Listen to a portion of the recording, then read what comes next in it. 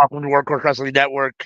We are here for Saturday Night is All Right. We're going to be watching AEW Collision Live. It is your boy ALW. Right now, I am solo, but CM should be here, making her appearance in her return to Workhorse Wrestling Network anytime, I think. We are getting ready to start Collision off now. I'm looking at a couple tables set up at ringside. Not sure what we're getting here to start the show off, but Hassan's here. What's up, Hassan? Thanks for joining. Happy Peace Day. If you're here with us, we appreciate you choosing Workhorse Wrestling Network for your watch-alongs. We know you got a lot of options, so we do appreciate it. If you're new to the network, to this YouTube channel, hit the bell. Hit the subscribe button, hit the or hit the like on this video, hit the bell to be notified, so that you will get notification every time we go live. Hey, there Hello, she is, hello. back. We're happy to have you.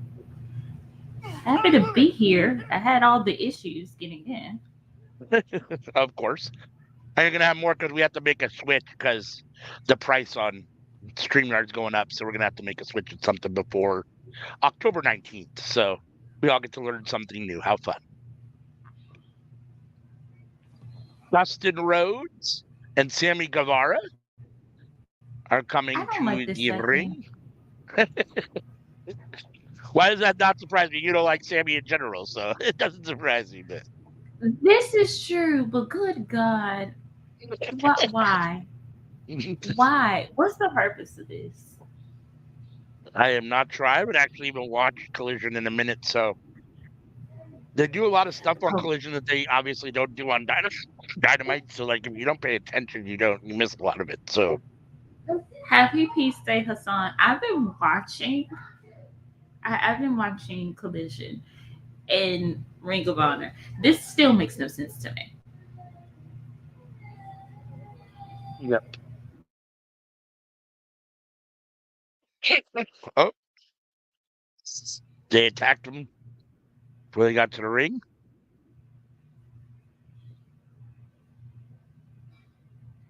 This Dustin and Mike Bennett in the ring, and Sammy and Matt Taven outside. this I mean, I'm is happy really. to see Dustin doing something. It is a weird pairing, him and Sammy Guevara. That's a little bit of an odd pairing. It just. It started off because Sammy wanted to prove to Dustin that he could be trusted after the Von Erichs and Dustin won the trios belts, and Sammy's a good guy, and it's just like We all Sammy's know you're face. not. Sammy's face in and of itself says, I'm not a good guy. Punch me. So I don't know. Bless you. Good thing he had a good match against Bless you. Ricochet, though, in Ricochet's first match in Yes, AEW. yes, love that. That's amazing. That is wonderful. However, I expect Sammy to have a good match because Yeah, Sammy is talented in the ring. Sammy's issue is how can I say this without being mean? Sammy is very bland. Like he has a yeah, personality, but not at his job. In his vlogs, he has a personality. right. In his job, he doesn't. And I don't know how that works. Yeah, Oh, damn. he's a little forgettable. I looked away for 30 seconds and somebody's bleeding already. And it's not Dustin. Oh. Kendo stick, Matt. Oh my God, Sammy Guevara is hitting everyone with the kendo stick at the Oh, moment. yeah, they are in Springfield. Um, they may not want to, everybody may want to roll up together since they in Springfield. Sammy went for the tope. Oh, now that's why he's bleeding. You're a little bit ahead of where I am. They hit him with the chairs. He was coming for the tope suicida. I'm finally ahead of you. Wait, no, I have Mike Bennett Oh, bleeding. oh, it is Mike Bennett bleeding. I'm sorry. I thought that was going to be Sammy bleeding after that. I don't know why Mike Bennett busted open, but he's punching his own head though, where it's bleeding. Like really, dude. And I like Mike Bennett, but really. Oh, Matt Taven at the top. Oh, what the? like an electric chair double team move on Sammy Guevara. and then they missed it. They missed it. The Undisputed Kingdom is really weird to me at the moment because it Ooh! was supposed to be. Wardlow hasn't been around forever. I don't know where he's at. And Adam Cole is still not around, so the whole thing is weird. Like, Well, he was injured, then he came back, then he got in a car accident, and I don't know what's happened after that. yeah. And Roderick Strong's doing a bunch of stuff with everybody else and their mother. I mean, it's very weird. I mean, I thought originally they were trying to Focus on they your were own trying group. to right position them to be one of the major factions, and it just hasn't worked out that way. Oh, Bennett got back body dropped on the ramp by Dustin.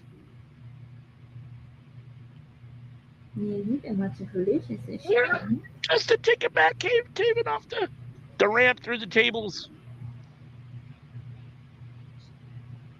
David is out. I just like it's gonna be it's gonna be a good match. It's gonna be a really good match. But It is I don't weird. It's a understand weird this pairing. I thing. mean, it is a weird pairing, especially when if you look around, like there's got to be enough tag teams between AEW and Ring of Honor to actually have real actual tag teams that work together all the time, not just Frankenstein teams like Sammy and Dustin as champions. So it is a little odd. I don't even mind the Frankenstein pairing. It's just that Sammy was such a douche to Dustin and was Yeah. like, so I'm gonna fight Dustin. I'm gonna fight Dustin. And it's kind of like, what's this about? Well, Sammy hurt his arm, taking was it Matt Taven? No, Mike Bennett to the table. I'm ready for Wrestle Dream. Yeah, it should be good. I am excited. Although Grand Slam next week on Wednesday should be good as well. Okay. I truly and honestly don't know what's gonna happen with Darby and Mox. Yeah. Yeah, that's a great situation. I love that story, the way they're doing that. Moxley's new kind of found attitude and BCC's actual, like, full-on work heels now. I like it. I do too. I really, really, really enjoy that. I enjoy them beating up Brian Danielson. I know that's horrible to say, but I enjoyed it. And I enjoyed not knowing, is Darby actually going to get that belt? Because I think Darby might be his final opponent, but I want Nigel McGuinness to be his final opponent, to be quite honest. I want Nigel to beat Brian, but he can't keep the belt because he's so defeated that they're now both like gotta retire. That's what I want to have. Yeah. Yep. No, it'll be interesting to see. I mean, I was talking about it this morning on Winner's Circle because I was saying, we're supposed to get Nigel Bryan next week, but they've been talking about Moxley's been talking about Bryan's indisposed, he's injured now. And Anika said, what if Danielson doesn't show up and they don't do that match? And I said, if they don't do that match, that's fine as long as they give it to us later. But if they don't ever give it to us, I'm gonna be really fucking pissed off. Because they've hyped it up They're now. going to give it to us. They're gonna give it to us at some point. What I want to happen is like Bryan comes, and as he's coming down the ramp, BCC either takes out Danielson or they take out McGuinness. And then it like they can't have the match, obviously, and it leads to you gotta face Mox. And then we can move on. Yeah. Yeah. And as far as I'm concerned, like Moxley's great, and don't get me wrong, I love Jon Moxley. I do think though that Darby Allin should retain that opportunity at Wrestle Dream, and if you're gonna have one of them win the title at Wrestle Dream, it should be Darby. Jon doesn't need it for a fourth time. Darby needs it. Darby doesn't need it, but it benefits him more than I think it benefits Jon. It does, but I don't want Darby to face Danielson at Wrestle Dream. And this is me being a selfish wrestling fan because Danielson has said that he needs to have neck surgery sooner rather than later. Mm-hmm. I really and truly want Bryan to hold that belt for at least 2 or 3 months, if not longer. Because otherwise, it's like, why even beat Swerve? Yeah, And I'm I not agree. even a Swerve fan, but it's like, why even do that with Swerve if Yeah, he's just gonna lose like yeah, what, the second time he's defending it? yeah. And I'm still Defended. convinced, this is all done just as a feel good thing, right? I mean, he's on his last run. Let's give him the title. Let's, feel good. Everyone can be happy for Brian. But I mean, the reality is that taking it off, I mean, putting it on Danielson, I don't know if the problem with Danielson being champion, but taking it off of someone who is at the very end of their career for the most part, not for a hard time, off your big showcase pieces who's in the prime of his career for all intents and purposes. I'm not talking age wise, but just wrestling wise. And is, the future of your company for at least the next, 3, 4, 5 years, however long Swerve wants to stay around, maybe 10. I mean, it all just depends on his health and all that stuff. But it seems weird to me to do that. I didn't really care for that. So, and Like, I'm not the biggest Swerve fan either. It just feels like it doesn't make any sense to me. I get that Tony wanted Swerve to win, well, wanted Danielson to win and have this mat, like have this run. Danielson has said he didn't want to do it. He didn't, much like Sting, he wanted to go out like never really winning that belt. Like always, what if? I personally feel like if Darby were to lose to Mox and then regain his championship, maybe like his championship uh opportunity towards maybe the end of the year, and at the end of the year we have Danielson lose the belt and go into the new year with Darby as the champ. I feel like that would be a whole lot better than now, because Losing at they gotta Wrestle Dream, revamp yeah. some stuff. They gotta Yeah. do some revamping soon. Yeah. Now, if he loses it at Wrestle Dream, it makes even less sense to me. I mean, it makes less sense. I know why they did it. It makes sense, but it doesn't make sense from in my opinion, from the future and the health of your ultimate, your promotion, right? I mean, ultimately you're better off leaving that title on Swerve or keeping it on your younger guys, your guys in their prime that are your future of your company still, as opposed to putting it on someone that's on their way out. At the same time, again, it's Danielson, and everyone always, everyone likes Danielson for the most part. And so, I mean, it's a feel good situation. I mean, the internet was in love with the fact that Danielson was champion. So, I mean, in that regard, Tony wins in the court of public opinion. I just don't know that it's the smartest thing to do for AEW. But I know some folks who don't like Danielson. they, they don't like him because of a decision he made. Right decision in my mind.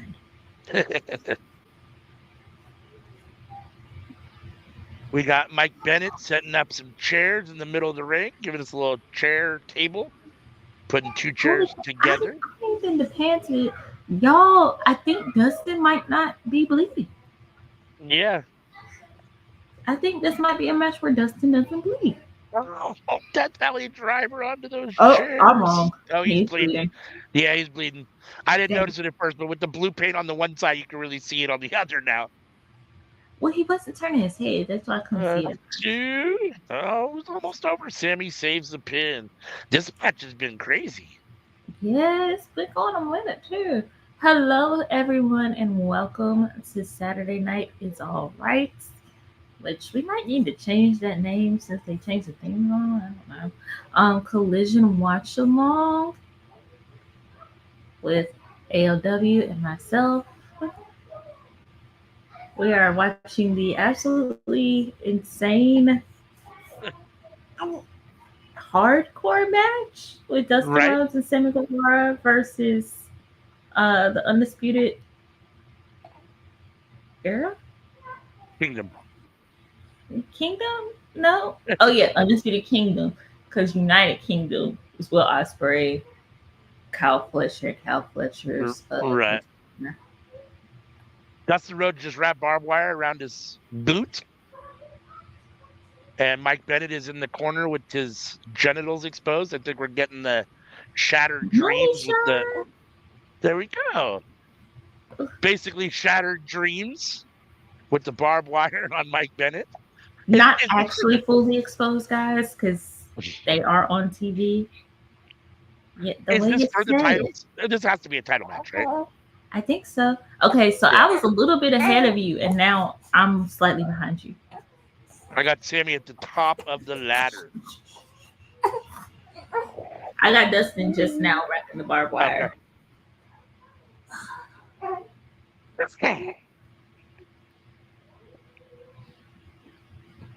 Well, I won't spoil it. Oops. I'm glad No he's got kids spoilers. already. Right? That's what they also said on commentary. Like, he's not going to conceive again. He's not going to conceive again. Which reminds me, where is. Oh, yeah, she's on Ring of Honor with Griff Garrison. Yeah. I don't really understand why. I mean, I get it, I guess. I mean, you don't necessarily have to work together, but it does seem odd to me. I mean, they've spent a fair amount of their careers working together since they've been together. So it's odd to me to have them both basically in AEW / Ring of Honor and not together. Especially her being with a different guy. Like, it seems a little odd, but okay. I It feel is what like it is. she said the reason was so that she could develop like new stars. Yeah. Which makes sense. Also, Although, I mean, to be fair, the two that she's been working with, Cole Carter and Griff Garrison, their development has been ass so far. So I don't know. I mean, I don't know if that's on her per se, but they also are talented, but so bland. yeah, I agree. Yep. I need some of these young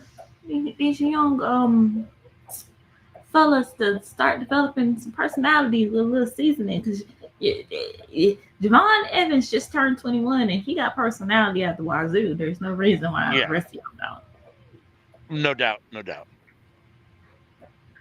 Yeah.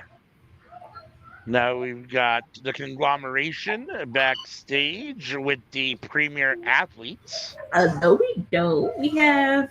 Well, I think I'm about to see Nigel McGuinness. Is that what I'm about to see? I don't know what's happening here. Huh. I have the closed captioning up so I can see. I can read like promos and stuff. Oh yeah, that's right. I forgot. I'm a little ahead of you. Yeah.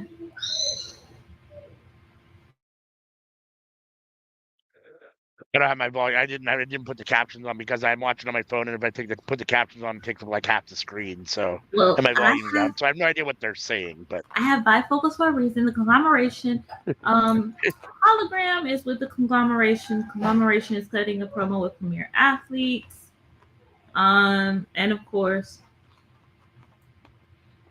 honey, is that Rocky Romero? Rocky Romero just showed up. Yep.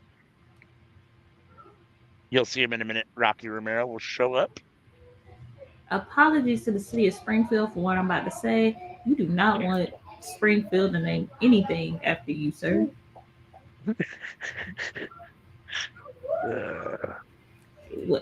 In some of the most dangerous places ever is Springfield, Massachusetts. I was unaware of that. To the Basketball Hall of Fame and the only Golden Corral in the state of Massachusetts. Interesting. Interesting. I'm trying to think. Is that? I think it is. I think it's a Golden Corral. I've been to a restaurant that's around the corner. I'm pretty sure it's a Golden Corral. I'm trying to remember the exact name. I think it's Golden Corral. It's the only one I've been to, if it is. Hassan, right now we are on a commercial, but the conglomeration with Rocky Romero and Hologram, we're just on screen cutting a promo with premier athletes. I have not been to a Golden Corral since the pandemic started. I've missed Golden Corral, especially while pregnant, because you used to sit there all day eating all the food. What? You pay once and they never kick you out. Yeah, this is true. So many factors in this, especially with all the rolls. That's funny. Yeah, I have a weakness for bread in general.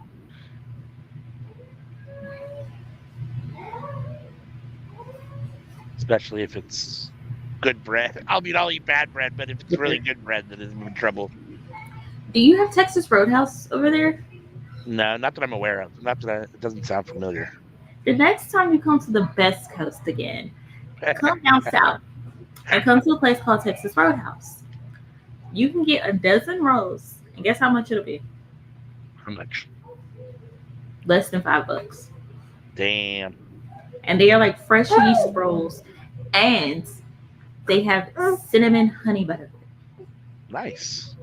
Yeah, that sounds good. It's amazing. Just what I need is a dozen rolls. You, well, I can eat. I eat the dozen. To me, they're better than King's Hawaiian. Which I like. I like King's Hawaiian rolls. We eat a lot of those. I love me a good. Not a lot, but we eat them. Not a lot. I mean,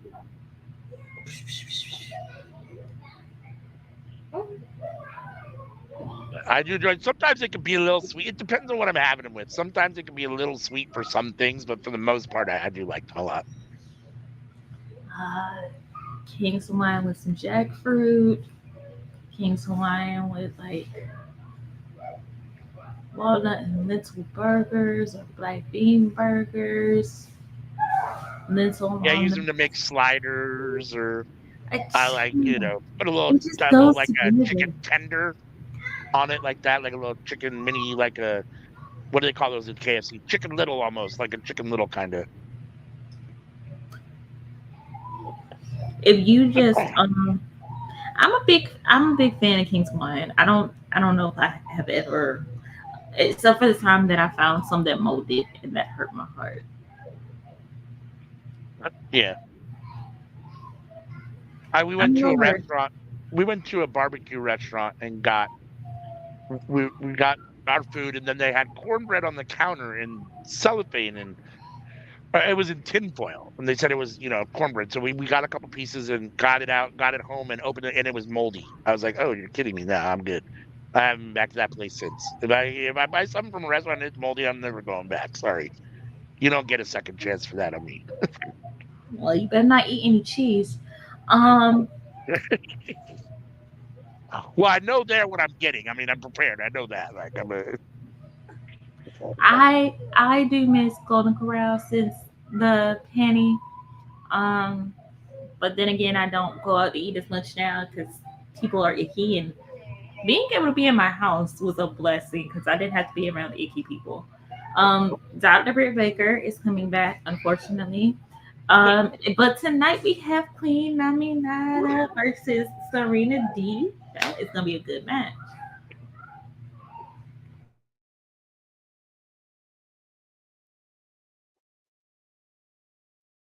What did you think of the match on Dynamite? The Mariah May, Serena Deeb versus Yuka and Queen Aminata match. I liked it because it interwoves different storylines. I felt like that was a really good thing to do, and I really felt like it built to some things. The issue that I'm having is the issue that I think is coming up in a lot of these matches currently. It gets there and then it falls flat. And I think that there's something wrong with the booking of that because I like Mariah as a heel. I like what she did, but how it was booked and like the scripting of things is just off.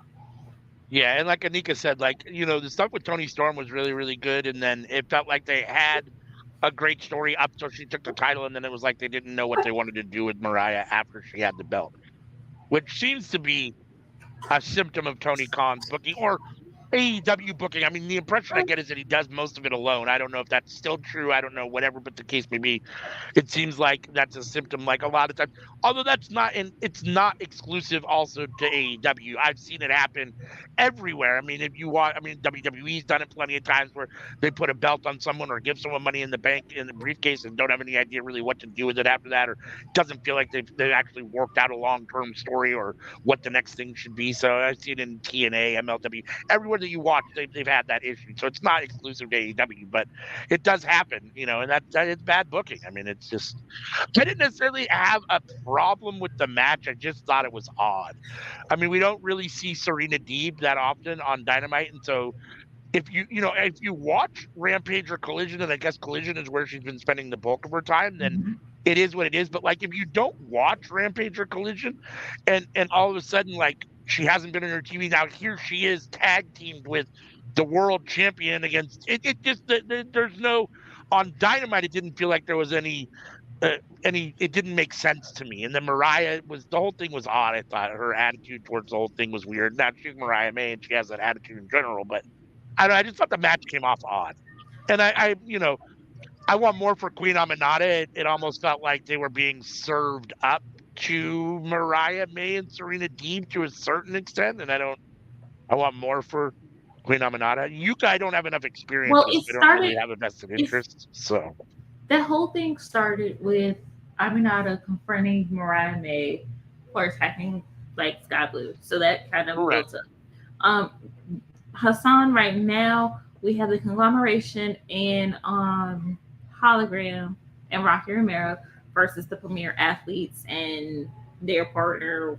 I think it's Roderick Strong and some other folks. Um, to go along with your saying, I think Mariah kind of needs a faction, or she kind of needs additional people with her because her character works well when surrounded with other people. Uh, and also, Darby Allen cut a promo on Evil Uno where he said like it's time for joking to be up, like blah blah blah blah blah. Are we certain that Darby Allen is not joining BCC as their youngest member? Since it seems well the unit is almost catatonic. That would be very interesting. So we have premier That would be athletes. very And see, interesting. this is another group that is phenomenally talented. And I can't even say they're No bland. They're personality. really good personalities. They just don't Yeah, get used. yeah. Which I don't really understand why. I mean, I say no personality, but I don't really feel that way about them. I think they all have a little bit of personality, and Tony Nese has quite a bit of personality. And Arya is a really or Ari Daivari, is a really good talker. Arya. Josh Woods is So phenomenal as well. yeah, I mean, I think he could use a little work probably. In his just being a little more unique and standing out a little bit more as far as personality wise. But in the ring, he's a beast. I mean, Oh, so Rocky's there as their manager tonight. it's a trios match. Yeah. This is gonna be So we really got good. Kyle O'Reilly and whatchamacallit in the ring at the moment. Jesus. Josh Woods. Thank you. I was drawing a blank on this. Yeah, It was well, right there on the tip of my tongue, but he's the only one that has tattoos in the whole little faction. So right. I'm happy to see Kyle O'Reilly back, and I love the conglomeration. Well, I mean, I don't like that OC's in it, but that's just because I'm a hater, as you know. But other than that, I love the conglomeration. um, conglomeration is really. I love the fact that I feel like it wasn't supposed to be this way, Right? but Mark Briscoe's personality has been like, I'm gonna say what the hell I want to say. I'm gonna do what I want to do. Yep. And he does it. I also love the fact that he his youngest child is the youngest member of the collaboration. Yeah. No, I mean, you want to talk about making sure you stand out, having personality, and all that stuff. Mark Briscoe is a perfect example of that. Like, dude is oozing personality. Like, you can't contain it at all. Every time he's in the ring or in front of the microphone, he's just infectious. He just is. And I'm not He even is necessarily the fun. biggest Briscoe. Wasn't the biggest Briscoe fans, and he's growing on me now. I didn't dislike them. I just, I'll be honest with you. And we had this discussion when I first came into contact with the Briscoes. They felt kind of like the people I tend to not like. I know we've had conversations about they've come a long way and changed their opinions and become a little bit grown and all that kind of stuff. But when I first came across them, the Confederate flag stuff and that kind of stuff, all those things just kind of rubbed me wrong. So for a long time, I mean, I appreciated what they were and how talented they were, but I wasn't a big Briscoes fan. Mark is grown on me now. I really enjoy Mark Briscoe on AEW now. I've been a Briscoe fan for a lot of years. Um, when I would come across Ring of Honor late night, couldn't see it for like months at a time, but when I would get it, I would be able to see the Briscoes. And yeah, I didn't like the Confederate flag and stuff, but at the same time, I was a WWE fan, and a lot of those folks came from the territories. Oh yeah. And my granddad and my uncles had seen them on the territories and had seen some of the things that they had said and done. So it's kind of like, how can you offend them? And why can't I like the Briscoes and shit? They've done less than Hulk Hogan. Oh yeah. No doubt. 100%. RIP to the Iron Sheik, because I appreciate the Sheiky. I appreciate it every morning. Yeah, he was telling us forever that Hulk Hogan was the jabroni piece of shit and nobody listened to him. After Hulk Hogan. Right? After Hulk Hogan. Should have listened to Sheiky all the time. Yeah. He was one of the better Twitter reads. His account was always funny. I greatly appreciated that from the Sheik. Uh, Although I do appreciate Terry Bollea being honest and being like he's a racist. I appreciate it. Thank you. Thank you for yeah, I telling mean, me that too. we don't have to like you, but at least be honest about how you feel. Don't hide and be fake and be phony. Tell us the truth, and then we'll decide what we want to think. I mean, obviously, we won't. Most of us won't like you, but it is what it is. I mean, you'll still have your fans that like you. Your other racist, cohorts. Um, But at I least we know where we mean, stand, right? At least we know where you stand if you're honest about it. I maintain if you watch WWE, I got questions for you because if you actively involved in a federal investigation of Diddy like things and your Hall of Fame is two bigots on the very low end, I got some questions. Got some very big questions for you. Yep. Agreed. See, guys, that's why you should support Jeff Jarrett. Jeff Jarrett, as crazy as he is, Yeah. worst that he has given us is Taylor Swift. Yeah, I don't know. I can't do Jeff Jarrett. I Woo, woo. I mean, there's this weird kind of disconnect for me because like I don't have a ton of experience with Owen Hart other than, Blue Blazer and his time in WWE as Owen Hart. So I mean it is what it is. Like, and he was never my favorite wrestler at the time. Like, I didn't dislike him. I didn't, it wasn't like he was my so but from everything I hear, dude was an amazing guy in general. I mean, just a great human being. And so the fact that his best friend in life was Jeff Jarrett should say something. I mean, you usually don't have a total, I mean, you can, but usually total douchebags don't hang out with really good guys. There seems to be that doesn't seem to happen all that time. So obviously my opinion of Jeff Jarrett is probably not accurate, on a personal level. At the same time, I'll never forgive him for him booking himself as champion for TNA forever. Like that drove me nuts. I mean, for me, that ruined TNA. So, but at the same time, it is what it is, and I don't know. I Owen Hart was the best Hart. Owen was a great wrestler. He had a good personality, and he shone in ways that Brett did not. And that is part of the reason why Vince didn't like him. Um, if Vince had listened to Brett and pushed Owen, we probably would have had a very different WWF at the time. Um, and yes, Jeff Jarrett booked himself to be champion because he knew he would be a draw. Because you love him or hate him, you are going to watch for him to either get his butt kicked or to win. It's like Chris Jericho. Yeah. Cannot stand the man. I cannot stand Christopher Irvine. However, I respect the fact that so many people hate him, that he takes their criticisms and he turns it into a character and they end up loving him within a month. How does Yeah. he do it? Because you people keep giving him the storyline. Yeah. Stop giving him the storyline. But But Jeff Jarrett also gave us Ron Killings as the Yep, first like NWA champion, he did. He definitely did. and the So, I fact mean, he there's was definitely some beating stuff him. that Jeff Jarrett has done. I mean, there's some good stuff that Jeff Jarrett has done. There's no doubt about that. And again, Owen Hart and that stuff that tells you probably what you need to know about him as a person. I don't know. I you know I'm an extremely I'm about as liberal and progressive as you can get. I'm about as anti, not anti. This sounds terrible because I don't want to say too much, whatever. But like, good old boy's just rubbing me wrong, and Jeff Jarrett had that country boy, good old boy feeling to him, and I didn't like it. Here's another white dude with that kind of country boy, good old boy, down home American.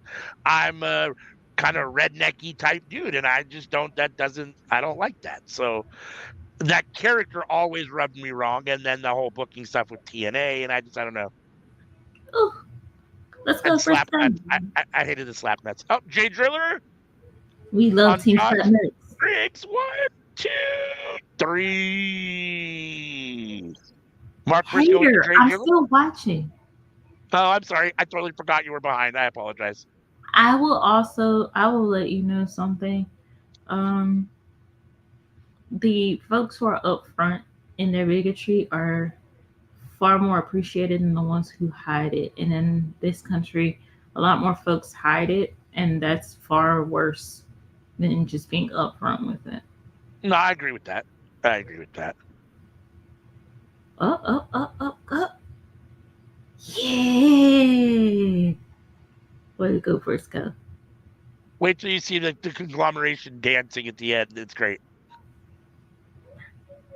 I look, if Kyle O'Reilly dances, I love it because I've been with Kyle O'Reilly since he did the guitar. He's about to do the guitar for you in just a minute here. Yeah, I'm a I'm big trying Kyle to see O'Reilly if fan. anybody's in the audience that I know.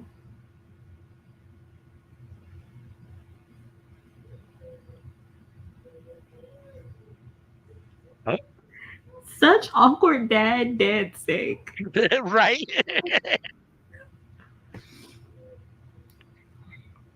I love that they're Um, having fun and they're enjoying this. Like, enjoy your job. I If you agree. There's so many people that it looks like, aren't necessarily enjoying themselves or taking it too serious.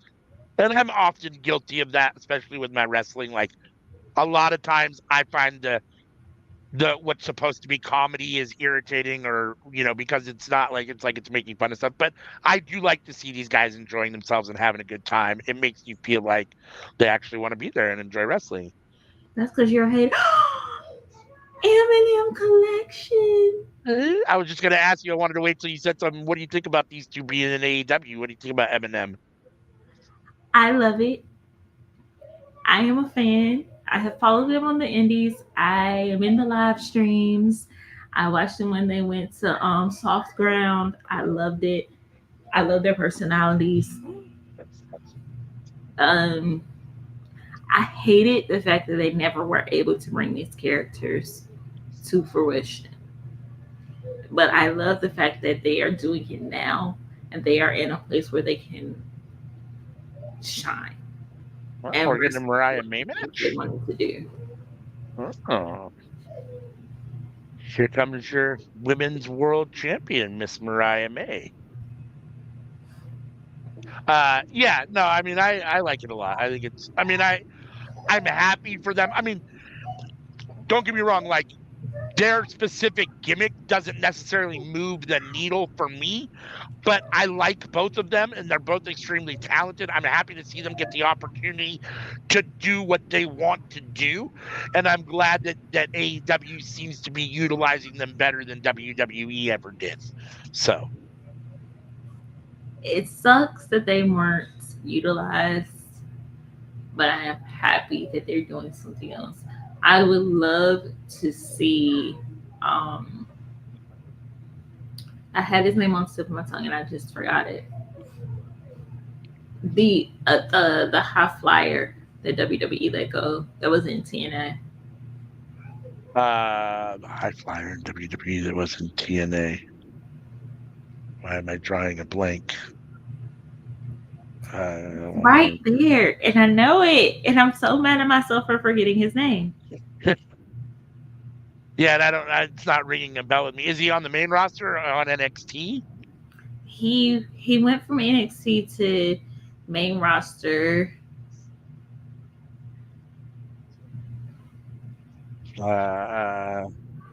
Yeah, I don't know. As soon as you say it, I'll be like, oh yeah, but I don't, off the top of my head, I can't think of it. Oh, we're getting Mariah May versus Lady Frost. Ooh, that's gonna be good.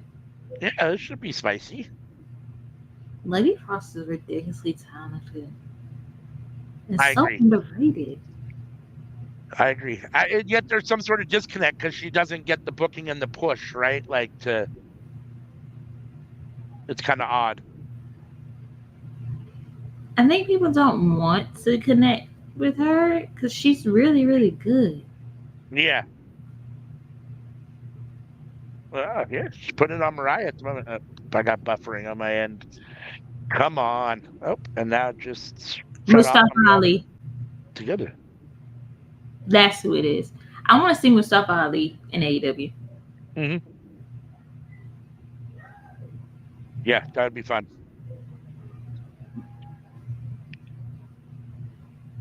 He's another one that is so ridiculously fucking talented. And it's really bad that I'm saying that because his first career was not one that I would have liked him in. Right.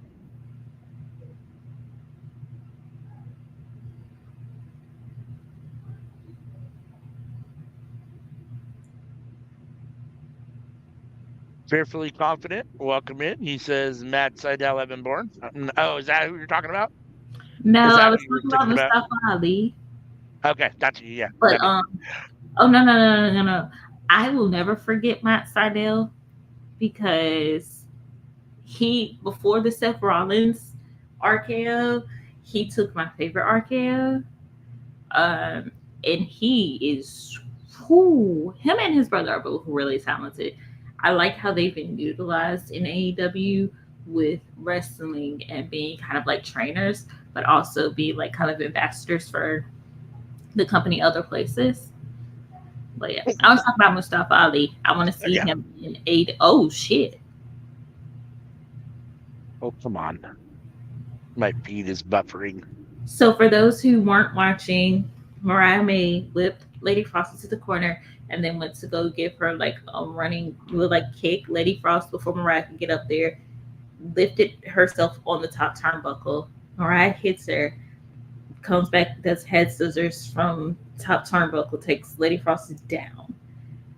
Um and Yeah. yeah, yeah, Yeah, that was a nice little move. is definitely playing up um Oh, her sexiness. That's a good way to say it. yeah.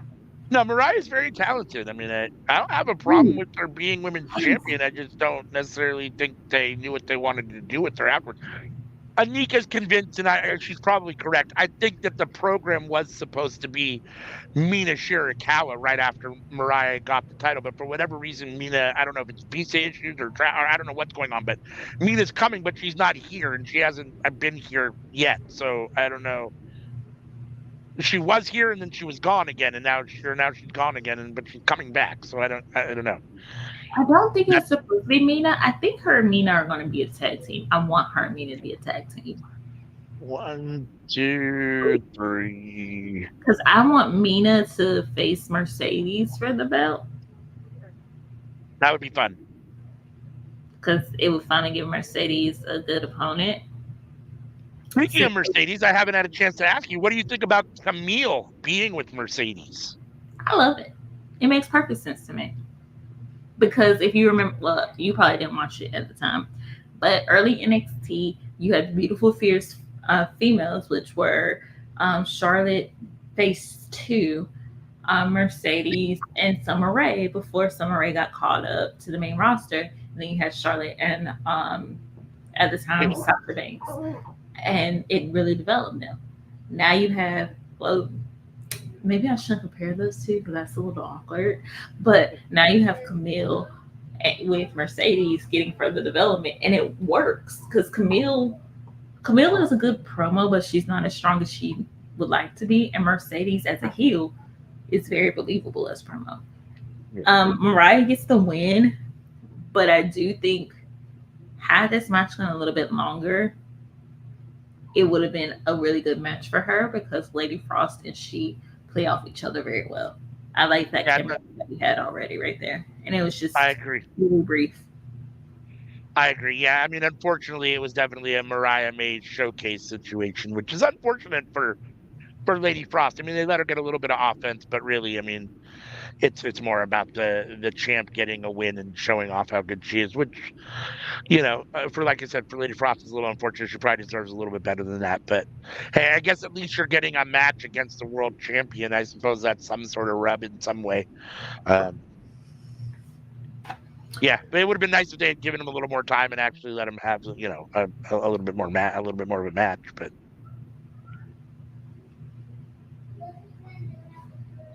now we got Willow backstage.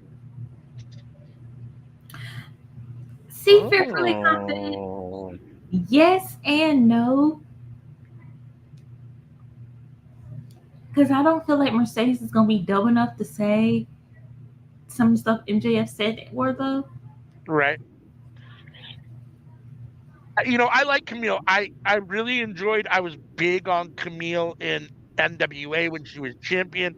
I thought she did a really good job. I felt like she always needed a little bit of work, especially on her talking, and to be a little bit less stiff in the ring. And I was hoping that when she made her debut on a bigger stage, whether it was going to be with WWE or AEW, it happens to be that it's been with AEW so far.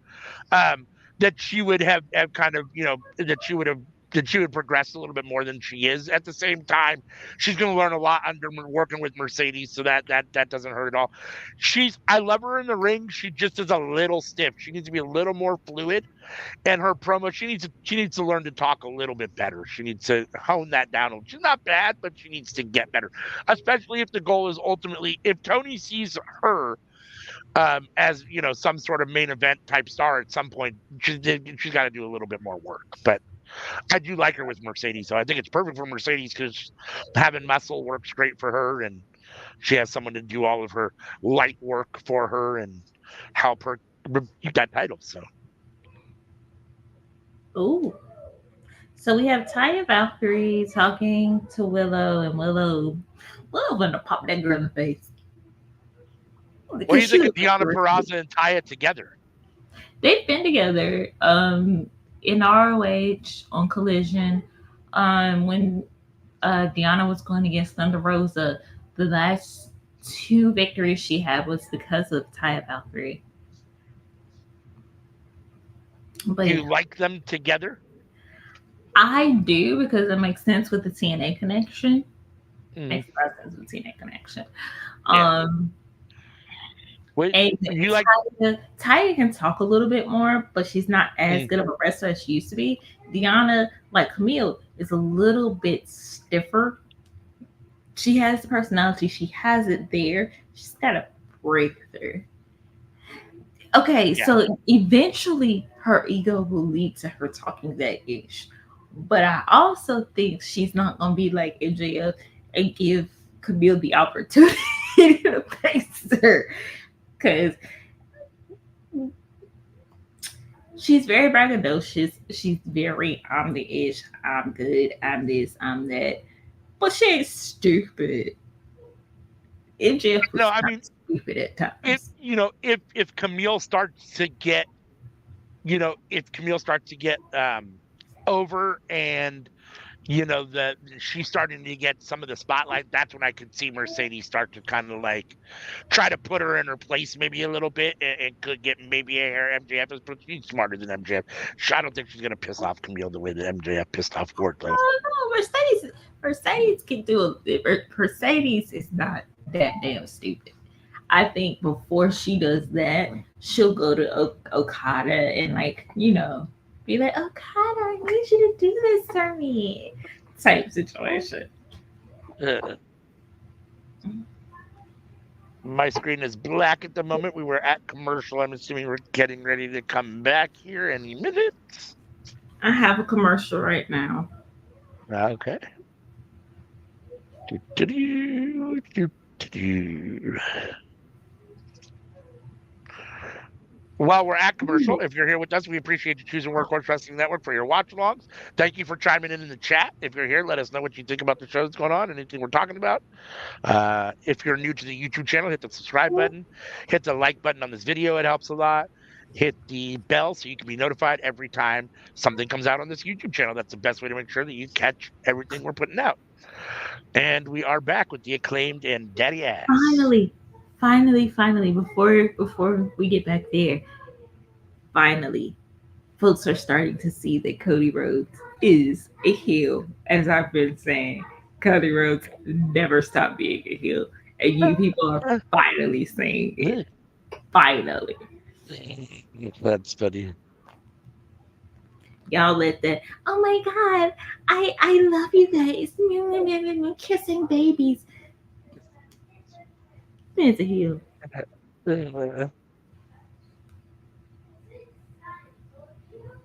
I know you don't watch WWE like that, but did you see the clips of Bronson Reed throwing the fan into Braun Strowman? And then I assume it's all kayfabe, but supposedly he was fined for that, and there was some big hoopla backstage. Maybe it wasn't kayfabe, but I'm assuming it had to be. I saw the tweet where Adam Pearce is like, he's fine for throwing an adult human male. And like he was like, and breaking walls and something, and my sanity. My sanity, yeah. Yeah, they were all all the I could do was say, all I could do was be like, oh my god, poor Adam Pearce. The article said Bronson Reed and Braun Strowman catch heat for destroying Portland Moda Center backstage. I was like, okay, because they broke the wall, I guess, and other stuff. So yeah. Speaking of, so I have the thing up there that talks about the Tornado Trios match with the learning with Chris Jericho and his group versus the Conglomeration. Big Bill is starting to peep Chris Jericho. Do you think that might actually lead to Enzo returning to wrestling, to like mainstream wrestling, and being on AEW? Probably not, just because I think he's gotten such. I don't think anybody wants to take the chance on him. I think they see him as too risky, but always liked Enzo. Now I understand the issue, especially outside of the ring. I get it that he's got a lot of whatever, but talk about oozing charisma, talking about a walking promo. I mean, he's got the gift when it comes to the microphone, right? And me personally, I think he's infectious on the camera. When he's on the camera, I want to see him. Even if he's doing something stupid, I want to see him. I'm not sure. I mean, Tony's taken some chances on some other people, so maybe, but I'd be surprised if that happened. If you have Sammy Guevara and Chris Jericho in your company, you can have anybody. And to me, I have the question of what has Enzo done that is so bad that he can't be in wrestling? I don't personally know. Like, I don't pay a whole lot of attention to that. I just know that he's gotten that stigma and a bad rep. Like, basically, I've just heard that people don't want to work with him for whatever reason. I don't know exactly what he People does. didn't want to work with Big Bill because of things he said and did. Yeah.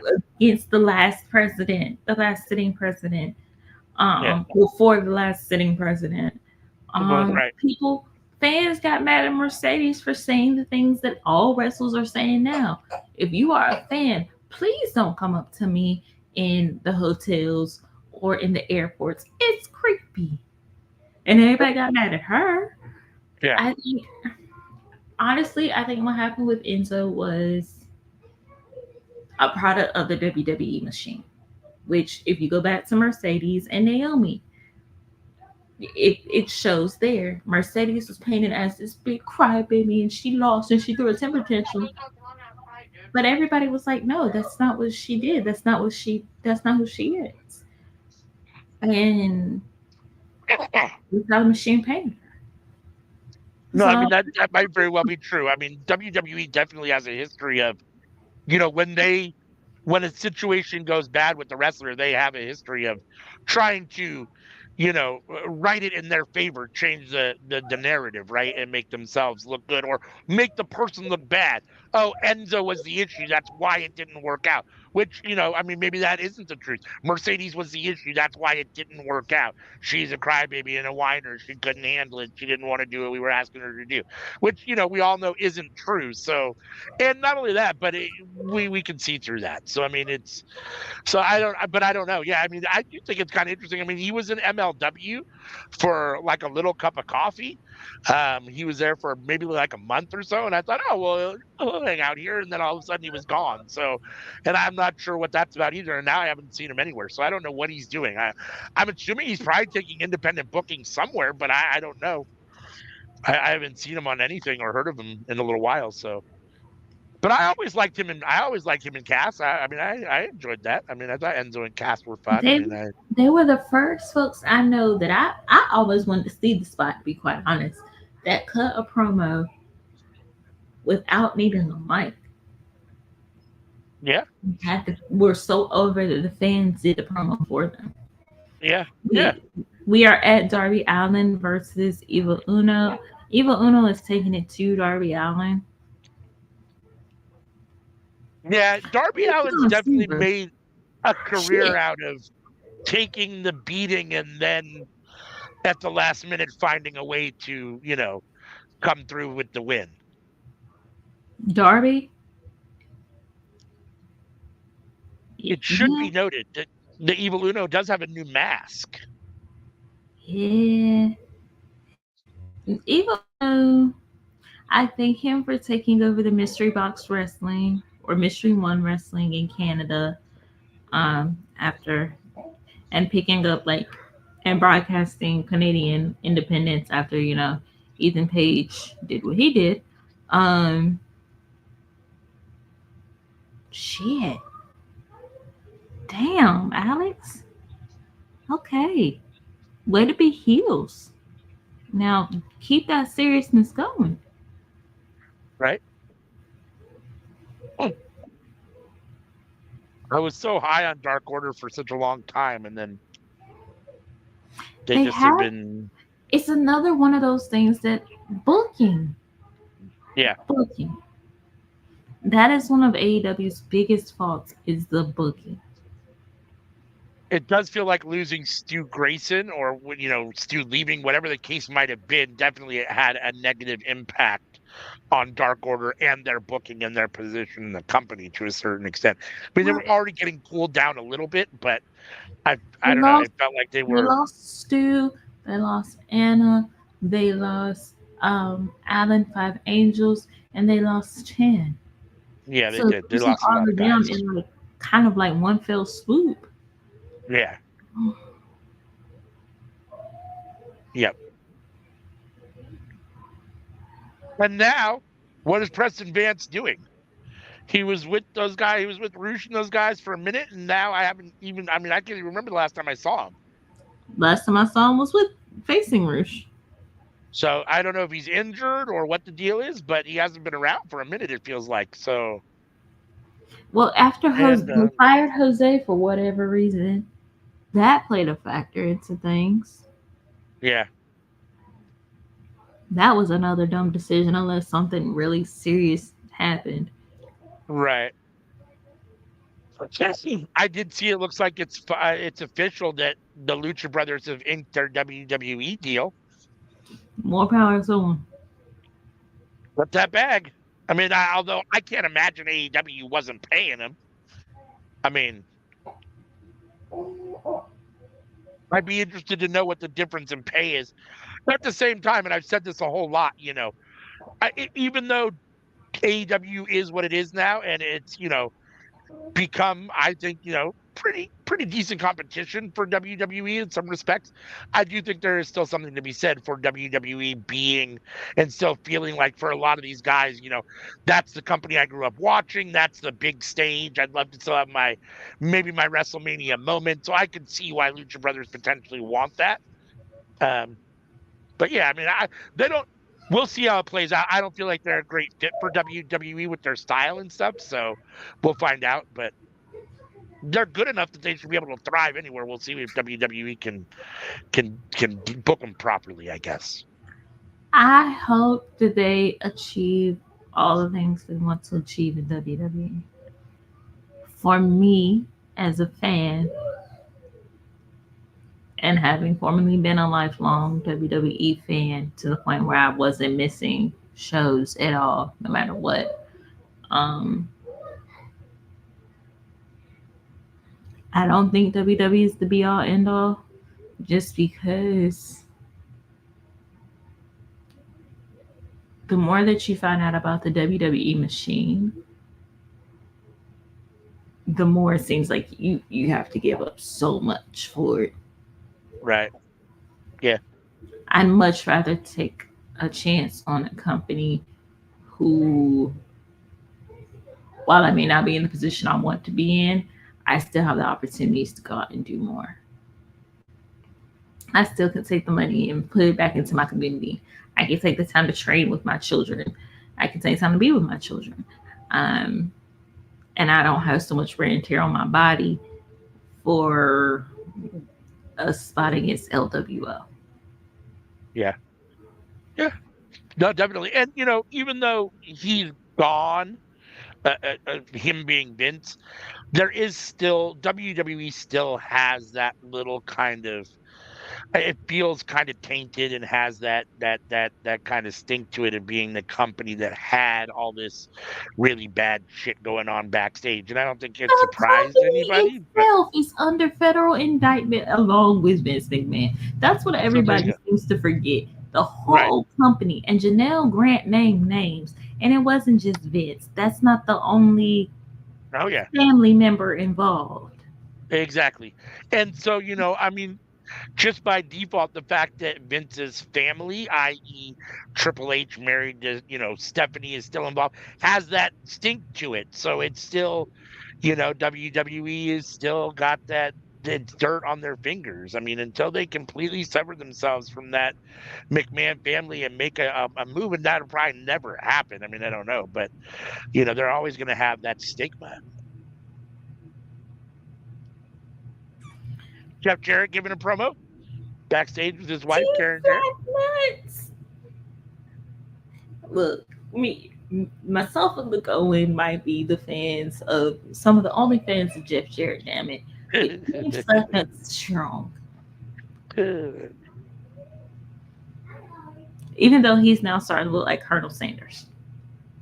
Yeah, that the mustache, the Fu Manchu, whatever you want to call it, is terrible. The handle, yeah, it's terrible. Um, and I have no idea what actually went on in real life, whatever. But this idea that Jeff Jarrett stole Karen Jarrett always rubbed me wrong. I mean, I never liked Kurt Angle either. Don't get me wrong, but like the story, that supposed story that what I was like, oh, of course, Jeff Jarrett's a slime ball. But come to, I never did. Probably Kurt Angle's really the slime ball, and Jeff Jarrett's probably the really good guy in the situation. So I don't know. I'm just gonna say, one, you really hate everyone, and two, look up Kurt Angle's stalking incident with a former TNA knockout, and that'll kind of tell you everything you need to know. Yep. Hey, everyone, I love Queen Aminata, who's coming out to the ring right now. Queen, I mean, not one, over one.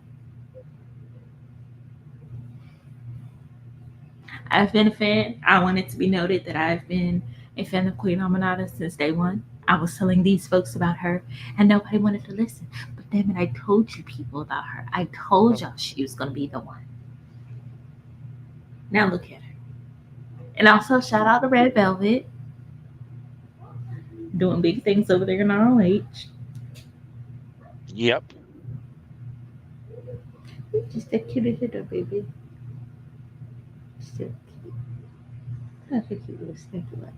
So Hassan, are you still going for Serena Deeb?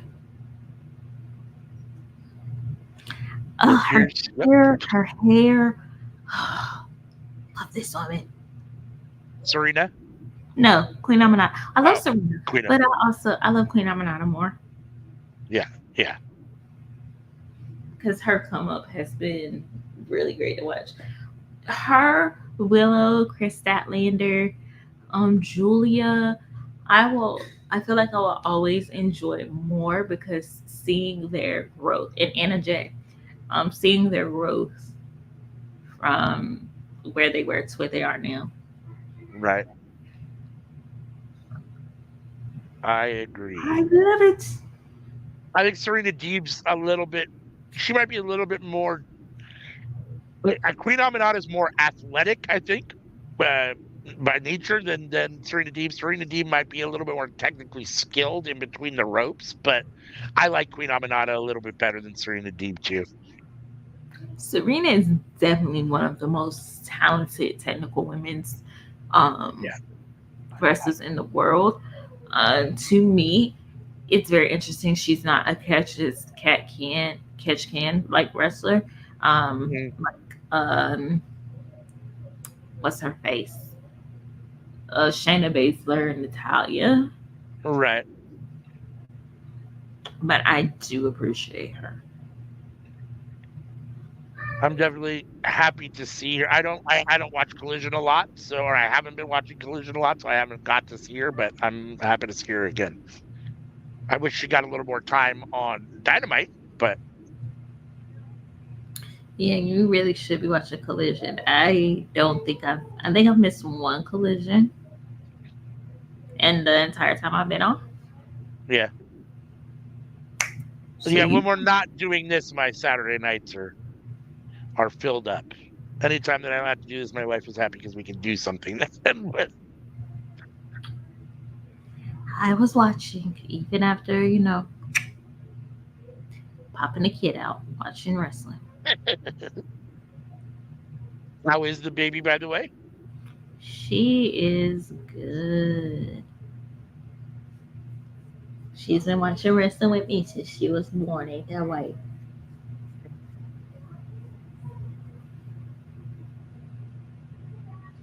Amanada sending Deeb into the ropes, and they meet in the middle with shoulder blocks and look at each other. This is so good. But see, this is oh I wish this could be on Dynamite, but at the same time, I know if it was on Dynamite, people have so much shit to say because they Uh, don't women wrestling technical matches. right. Yep. No, and unfortunately, I mean, I think Amanada a little bit. I mean, both of them a hair, but neither of them so far has been really booked as like a main event woman yet in AEW. And so, and I feel like Dynamite, people feel like is like the not the main roster, but like, where the best of AEW are. And so, I think that if these guys were on there, you'd hear complaining about why are these guys on Dynamite? They should be on Rampage or Collision, which isn't fair. I mean, they're both plenty good enough to be on Dynamite if that's your, main event show or whatever. I mean, both these women are extremely talented enough to be in your main event picture. I feel like to me they're main event wrestlers, but it's also a thing of how can anyone become a main event wrestler if you don't put them in that main wrestling show spot? Yeah, if you don't give them an opportunity to show what they can do, for sure. Absolutely. And that's all booking, right? I mean, that's all however Tony Khan perceives these people, where he sees Serena Deeb and Queen Aminata as far as, their level in AEW. And And see, in that instance, bless you. I don't know if it's Tony Khan or if he's listening to the people on Twitter, and that's part of the problem to me. yeah, yep. Who knows? But this She's match has been good so though. good. These two have really good chemistry. They do, and it's like the chemistry that Queen Aminata had with Athena. And if you haven't watched Ring of Honor, not a good look. But Queen Aminata, Red Velvet versus Athena and Billy Stark Hmm. was oh, those series of matches just were so freaking good because they had really good chemistry. My thinking is for the women when it comes to chemistry, is it that they don't have chemistry, or is it that they don't have the chemistry the way people want them to have chemistry? Like, I think that perception of chemistry involves, for women, involves certain dynamics that may not necessarily have to be there for every women's match. Yeah, I don't I can I agree with don't think that. you have to want them to like be in a mud fight. You're right. But Yeah, they women exactly. like these ladies, they just, oh, Yeah. they're so freaking good. I mean, that's the problem. I mean, I don't know. I mean, I don't know. I don't have any kind of numbers or any kind of polls or anything like that, statistics to back this up. But I would think that there are, and you probably can comment on this. There are more male wrestling fans than there are female wrestling fans. Admitted, yes. And I can tell you personally from being in wrestling groups, a large portion of that is because of the misogyny Right. towards So that's men. where I was about to go. So I was about to say, I do think that, you know, I mean, I'm a man, and I hate to say this about my species or my gender, but we're disgusting, and most of us don't have, a lot of us have really bad views around women and stuff, and so, and what they should be doing, and I think a lot of men are already turned off by women fighting if it's not in a sexually charged manner. If they're completely, if they're half naked and if they're wrestling in mud and it's sexy and it's supposed to be, i.e., porno-esque, then sure, men are here for that. But when it's two really talented women having a real quality wrestling match, I think men don't.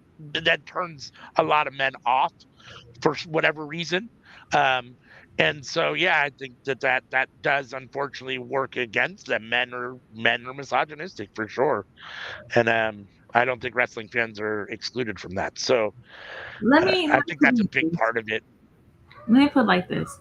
There's a post going around that outlines Nikki Bella's relationships Okay. and places to blame for her recent incident with um, intimate partner violence at her feet because she should have stayed with John Cena and she should have sacrificed having children in the pursuit of being in a relationship that was not meeting her needs. And Right. people were saying, male wrestling fans were saying it was her fault, that um, she was passed around, that she was this, that she was that, because she chose to leave relationships that were no longer healthy for her. And I saw women wrestling fans standing up for her and being like, you don't have to be in that situation. And I saw some male wrestling fans saying the same thing. And by and large, a lot of the male wrestling fans came to the conclusion that she should have sacrificed her happiness to be in a relationship that wasn't good for her. Yeah. If you want to get on Twitter and look at it, you can see it on Twitter. Some big wrestling, some larger wrestling personalities will use people's female relatives in negative light to say harmful things about that male wrestling personality or that male wrestler. Um, it's the nature of the beast. Uh, Wrestling is very male dominated, and Mhm. a lot of male wrestling fans don't want to see women in certain ways, and then you have some women personalities who helped enable that. Yeah. Effie Mula. But Yeah. yeah, um, Let me this make it 100% clear. I don't care who you're in a relationship with or what you do. There is never, any situation when a man should ever put his hands on a female. I don't care what the situation is, what she's done, who she is, or what the situation is. I don't care. I cannot say that because if he is being abused, eh, hit and run, hit and run, tag and run. That goes for anyone. Violence in any relationship, non-consensual violence in any relationship is not okay. But I I know some worry people about I worry about who consensual like violence. this. I know some people who like consensual violence. Not my steez, but I mean, if we're talking, a little rough in the bedroom, that's one thing. But if we're talking like we agree every Friday night to square up with boxing gloves, like I not at all. Like some people like what they like. It ain't my monkey. It ain't my circus. No, no, no, no, no, deep, please, deep, no, no, no, no, no, no, please don't, no, no, no, no, no, no, no, no, no, no, no. I'm Yes, some not people. always 100% clear on, and a lot of it has to do with who's telling the side of whatever story it is. So I'm not always 100% clear on who the victim is and who the perpetrator is. But very, very rarely do I not side with the victim in most situations. I'm very anti blaming the victim, especially when it comes to women, especially when it comes to sexual assault or domestic violence. I don't, that falls strictly at the feet of men for me. It just does. I don't, I my, think my, I, wife, my wife is a formidable woman, but there's nothing she could do physically that would make me ooh, have to fight her physically off. I mean, I could get out of here without having to do that either way, even if she got physical. And she's plenty apt to be physical. So, I mean, I don't, that doesn't fly for me. But Hassan, you were right. Serena Deeb definitely won. That was a really hard yep, fought match. It was amazing. it was. I will say, in relation to that, part of the reason Drew McIntyre got fired the first time from WWE was because he did not hit his wife back after she rag tagged him. You laughing, but she really did a number, and she was almost getting away with it until details came out. Um, at no point I put it like I stand firm in my stance. No one should hit anyone unconsensually. Some people like a little violence. I don't. That's not my ministry. It's your favorite people. You're about to see your favorite person on the screen here in a Oh, minute. skeet skeet, run skeet skeet.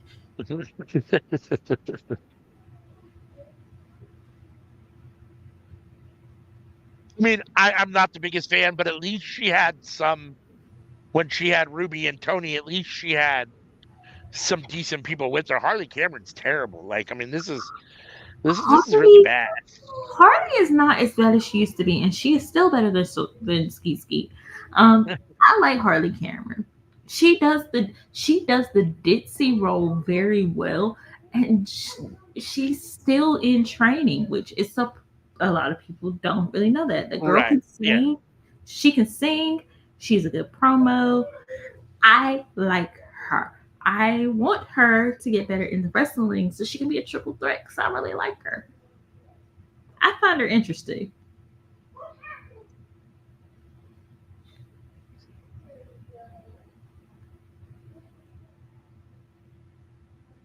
I can't hear what she's actually saying, but So basically, yeah. it's a match where Saraya can do whatever she wants, but Jamie Hayter has to follow the rules. Okay. What do you think of the? I haven't had a chance to ask you. What do you think of Jamie Hayter back in her new red hair with bangs and her pastel leotard? And she has a very different face look now than she had when she went out injured. What do you think of it? She lost a lot of weight. She did do that too. I noticed that as well. Like she is very, very toned now, and I don't know what to make with her because I liked her thicker, but if she likes it, I love it. Um, I'm ready to see her in the damn ring. I'm tired of Tony playing games. Get Jamie Hayter back in that ring, Tony.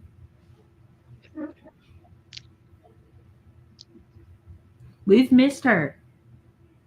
If you can put Britt in matches, put Jamie Hayter in a match. I mean, I'm not necessarily the biggest fan. I'm not a huge fan of. I mean, if she's happy and this is good for her, and this is what she wanted to do, more power to her, and this great. Me personally, just as an objective fan or subjective fan, I guess. I prefer her. I preferred her look before. I liked her blonde and black hair. I liked the way she wore it before. I liked her darker kind of, I wouldn't say it was gothy look, but kind of, heelish look to her attire. Not a big fan of the pastel leotard and the new hairdo. It's still Jimmy Hayter and I love her, but like I'm not a huge fan of the new look. I think it'll grow on us, but at the same time, if she's gonna be a face, then I like the fact that she's actually doing something that a lot of faces don't do, which is switch up the look. Yeah, Because a lot of times, it's like, oh, I'm a face and I'm gonna look the same, or I'm just gonna exactly. do little subtle things. But Right. she's like, I'm a face. I'm gonna dye my hair. I'm gonna get in gear. I'm gonna fly. Yeah. Do it, girl. No, you could definitely tell that she had made a. Often it's like, are they a heel or are they a face? What's going on? Because they don't, like you said, there isn't enough of a distinction between what you were before and what you are now. So with her, it's clear when she came back that she was coming back as a face. I mean, first time I saw her, I was like, oh, okay, here we go, face hater. She's all in pastels and new look and looking all happy and didn't have that kind of darkish brooding look to her that she had for a long time. But I am happy she's back.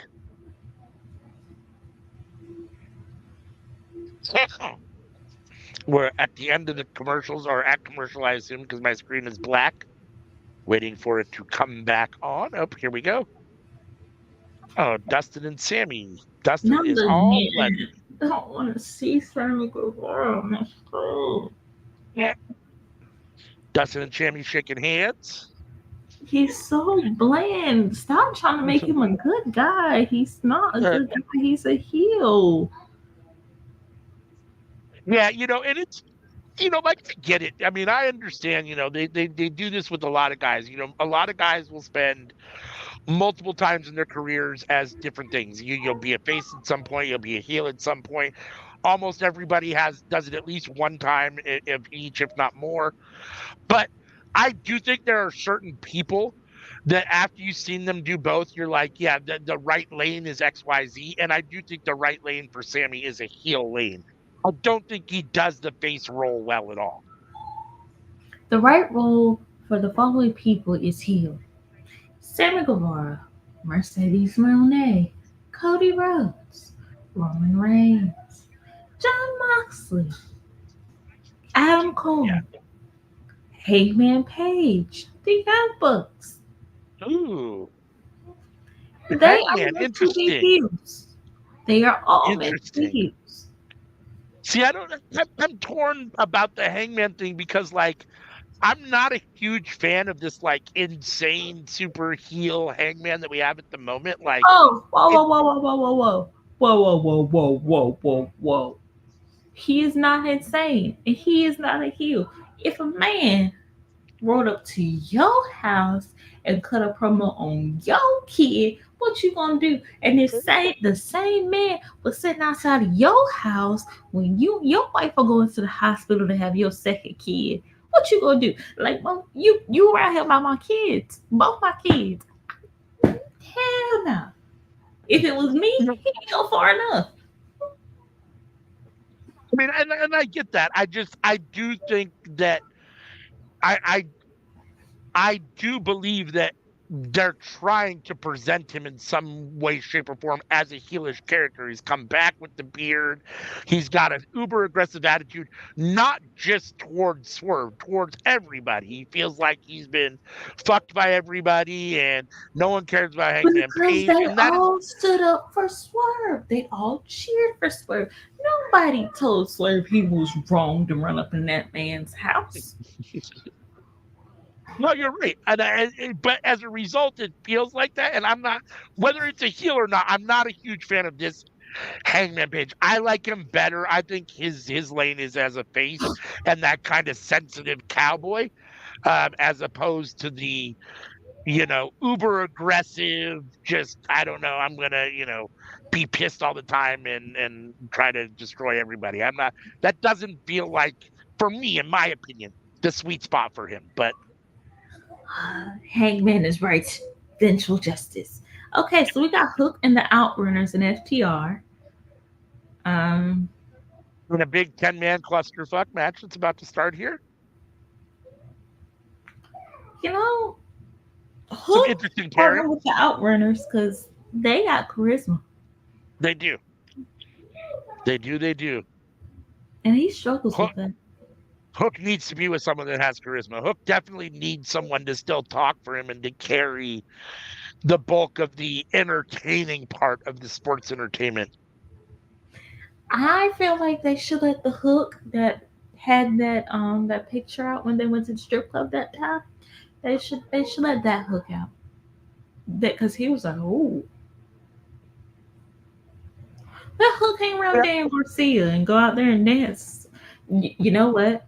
Hook should hang around Isaiah Cassidy because that's who got Dan Garcia his personality up. Yeah. That's how she go. I mean, I was really optimistic when Hook was with Samoa Joe for a minute, and I was like, okay, he's gonna. But then Samoa Joe went off to do his filming and stuff, and has been gone for a minute. So, but yeah, Hook definitely needs something still. He's missing something. He should be back soon. I think he's finished filming now. I'm happy. I'm I glad would be for happy him when that Joe is first back. year. I love the fact that Brazilian vets are here. They're such a good damn tag team. Ooh, I agree. I- And Mortis is coming out too.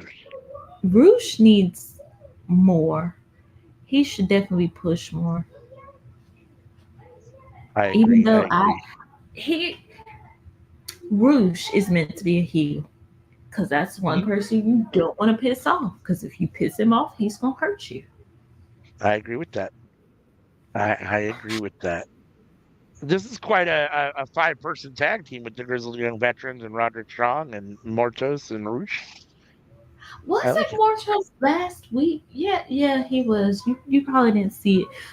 Mortos was against the undisputed king, the undisputed That's funny. kingdom last week. Uh,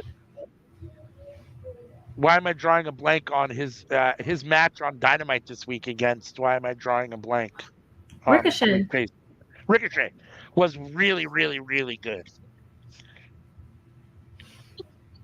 That's the I type think of it might match, it like might a big man, little man match that you want to see where they have the chemistry, yes, but they also have the skills to bounce off each other and it just works. Mortos has been phenomenal since he was Black Taurus and hmm he was with in TNA with Rosemary and that group. agreed, agreed, agreed. Yeah, no, I I think really Mortos forgot the group's Mortos name is right now, but they were so good. yeah, I think Mortos he is got extremely talented. I think he And got really great training with them. Because within that group you had Rosemary and you had what's his name? He's a legally blind wrestler. Um oh yeah, I know who you're talking about. Why can't I think of his name at the moment? Jeez, drawing a blank. That's terrible. because they had like PCO for a little while. It was just a really eclectic group and it worked. Right. Oh, okay. Nice arm takedown. Yeah, no, Mortos is one of those guys that he's extremely fast paced. He's got the skills of like the speed and agility of like a small man, but he also has the impact and the strength and the stiffness of a big man. So it works really well. Everything he does looks like it, like with Roosh. Roosh and him are very similar. Everything they do looks like it has big impact, and they both can turn the pace up big time. I I'm gonna be quite honest with you. I really am enjoying FTR versus Grizzly Young Veterans. even though Mhm. the dynamic is both bald hair. Um, I like how they're both like old school wrestler. Like both teams are old Yeah. school wrestlers. I love how that Mhm. goes. Um, I would like to see more so team with Rouge because I think that would be a great team. It would be something that a lot of people wouldn't see, like have seen before.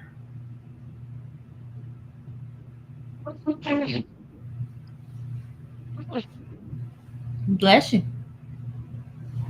They don't. And I know they don't get a lot of run. Well, I guess they're on Collision a fair amount, but I really like the Outrunners. They remind me of my childhood in the '80s. I enjoy them. They've got a ton of personality, a ton of charisma. I don't think they're ever really going to get or pushed big time, but I do enjoy watching them. They're fun to watch. So their push has come organically from the fans Yeah. buying their merch. And I Hmm. think that whoever is booking with Tony, because I don't think this is a Tony booking decision, but whoever is booking with Tony, knowing how to pivot and put them in that position while also not taking away anything from the entire division is really great. I think personally, I would hype the Outrunners in the tag division because they're not a team that you would think would get over and popular and win the belts. And they need a refresh of the tag team division. So why not have Yeah. the Outrunners beat the Young Bucks and then start pushing people like Private Party, not the Yeah. Acclaim because they kind of won too many times, Yeah. but like Yep. the Alice Boys or Yeah. like I do too. maybe younger folks and just have it be interesting, or even the Grizzly Young Vets. Yeah. You got to start doing more. Um, Shane Taylor Promotions. You gotta Yep. start. You gotta start doing more of what you got. And I not agree. always trying to sign new people because eventually it's gonna get old. But I'm gonna also keep it 100. If Daniel Garcia signs with WWE, I'm gonna be really upset. That one might upset me the most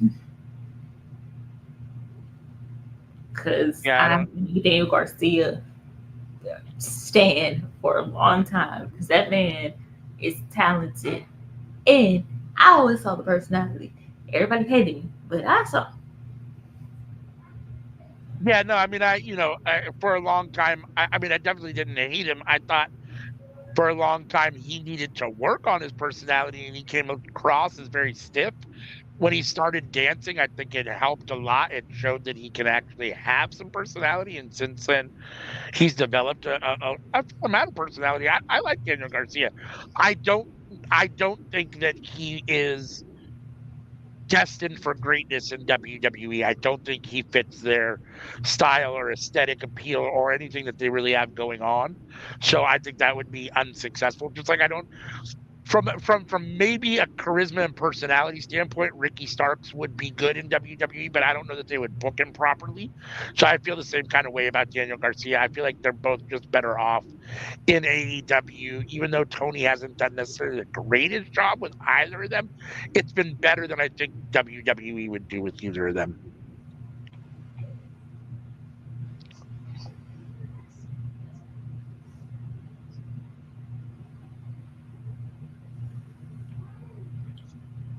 Ruth in the ring with FTR Bald. I'm definitely very happy to see GYV here in AEW and get away from the WWE machine, show what they can do in different situations. They never booked them right either. Not on the main roster. They booked them pretty good on NXT, but on the main roster, they never booked them properly.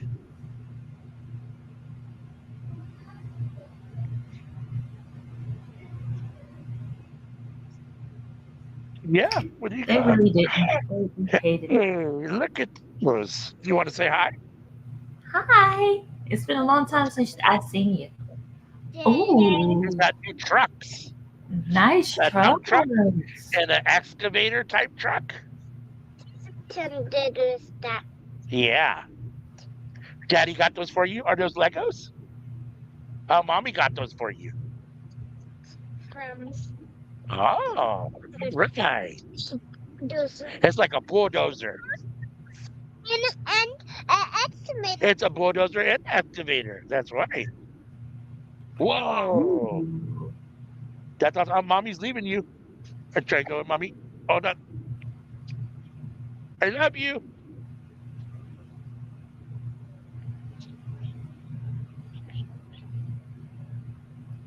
So cute. I know, right? He's well, not very willingly and not very happily, but he's in T-ball at the moment. So he's had 2 games, but he doesn't like. He gets out there and he's good for about 5 minutes, and then he's very uninterested. He wants to do everything but actually play T-ball. So it's been a little bit of a struggle, but That's the age. That's what they oh do yeah, at the age. no doubt. No, the ball gets hit, and everybody runs to the ball. It's hysterical.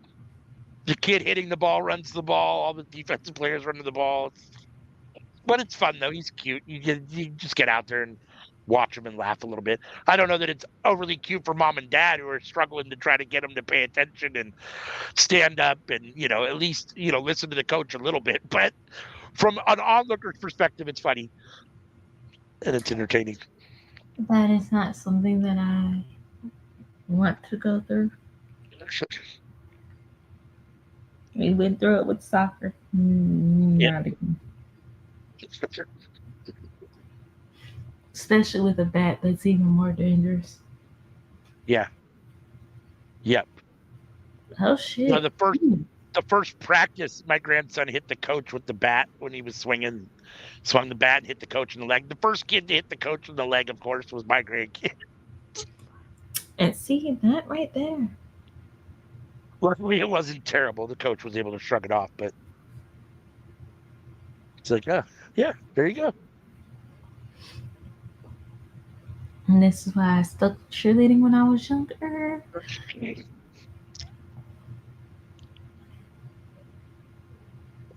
Oh, We have, well, right now I have Hook, but oh shit. Going against Roderick Strong, and then Beast Mortos just came in there and bulldozed Hook, knocked him slim out. yeah, so Like, I think you're. I wasn't totally paying attention because I was a little distracted, but I have Zach Gibson and no, not Zach Gibson, the other guy from Grizzled Young Veterans in the ring with whatchamacallit at the moment, Hook. So, I'm probably behind you, and now I'm it not doing just, so. I think that Not doing just, anything at the moment. is that the one with the hair? Yes. Okay, I had that, and then it just cut to commercial. Weirdly, it seemed like Hmm. mine's on commercial right now. No, mine is definitely not on commercial, but I could be behind you. That might be why, or ahead of you, I suppose, one or the other. But yeah, I'm not at commercial. I've got the bald grizzled young veteran who I believe is Gibson in the ring with Hook now. Yeah, mine. I got a Joker promo. Interesting. I wonder how we can be so far off. Normally, we're within at least a few seconds. I would imagine I would have been seeing commercial, or you would have been coming back from commercial by now. So it's very I weird. don't know what's happening. Maybe they accidentally cut to commercial on mine because Yeah. it doesn't seem like it was supposed to go to commercial Okay. because they were like right in the middle of a big move. Interesting. Did you see the first Joker movie with Joaquin Phoenix? The promo for the second one.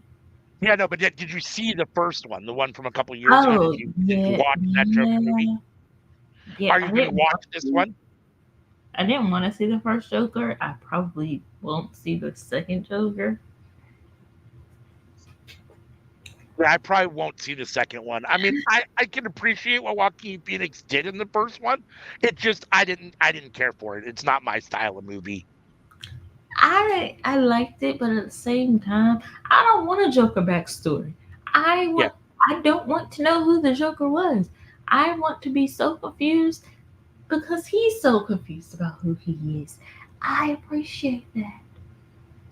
Not only that, but like I get that everyone's gray, that everything in life is a little bit of gray, that nothing's black and white, but like I don't want to feel sympathetic for the Joker. He's the bad guy. Like I don't want anything to make me feel sympathetic for him or an origin story about how fucked up he is or why he is what he is. Like I don't want to. I just want him to just be the bad guy. I will say, out of all the Jokers, Heath Ledger made the most sense because he was telling the truth. Although for my money, still the original, or not the original, but Jack Nicholson is still my favorite Joker. But then Heath Ledger is my second favorite. I love Heath Ledger as the Joker. I wish we could have seen more of him. But I'm also a Heath Ledger fan because 10 Things I Hate About You is one of my favorite movies. I love A Knight's Tale. I Yeah, just think, I always enjoyed Heath Ledger. Definitely very sad and tragic. okay, I'm back from commercial. Right now, I have Bald Grizzled Young Veteran has Hook in a headlock. Oh wow, you're way behind where I was. Yeah. All right, interesting.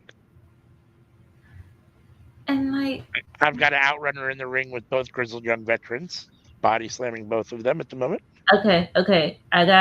He just came in the ring on my end. Okay. And that's Turbo Floyd. Turbo Floyd.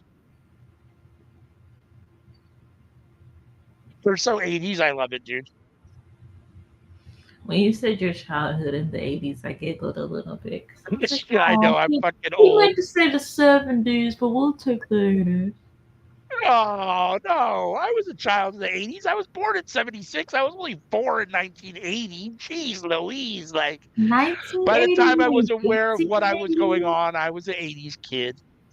Yeah, 1880s kid.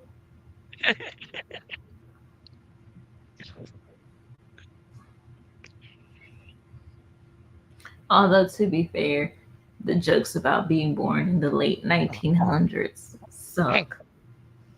They do suck. It makes it sound so old. It does. It does. And when you start thinking about how old it actually is, like for me especially, like I think of movies and stuff like or songs from those times. It's like, oh my God, those songs are going like on 35 years. It's like, whoa, or that movie's 30 plus years old. It's like, geez, Louise, I'm old. I'm old. Figuring out Mean Girls is vintage now. Right? Yeah. No, it's definitely weird to see stuff that was like just normal to you and is now classic stuff. It's like, holy smokes. I guess I'm classic now. So Like, oh god, shit, that chop to the throat. Damn, right? that Oh, hurt. Roderick Strong was a huge backbreaker to Turbo. I have Magnum in the ring, I think.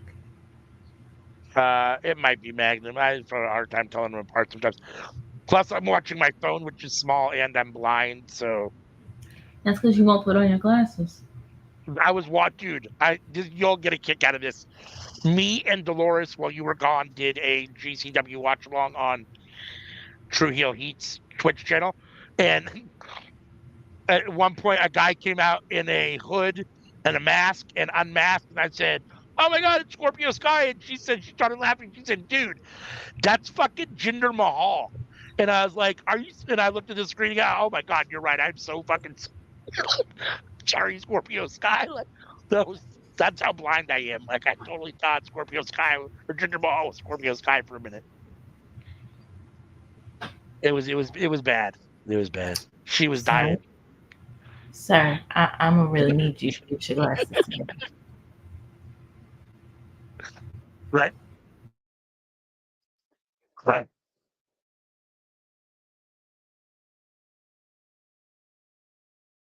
Roderick Strong has got one of the outrunners in the ring in a submission move. He's got both arms yanked opposite of you. Well, yeah, he's got him like this, and then his knee in the back. I don't know exactly what you call that submission move, but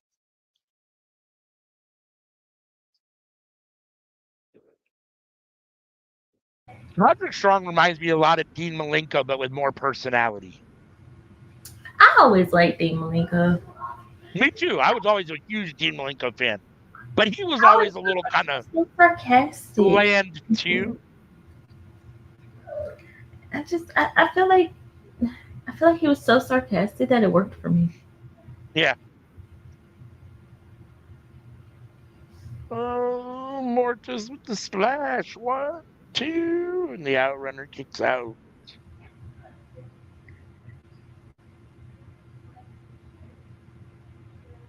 We're gonna have to figure out which outrunner is which, so we don't keep calling them the I know, outrunner. right? I think one is wearing. Oh no, they're both wearing pants. I thought one was wearing shorts and one was wearing pants. I'm trying to figure out how to. They're clearly not like twins, so if you look close enough, you should be able to tell the difference. But like, I don't know. I don't know which distinguishes one from the other enough to know like this one's that one for sure. I got to figure out because they do look similar enough that from a distance, if you're not paying enough attention, it is hard to tell which one's which.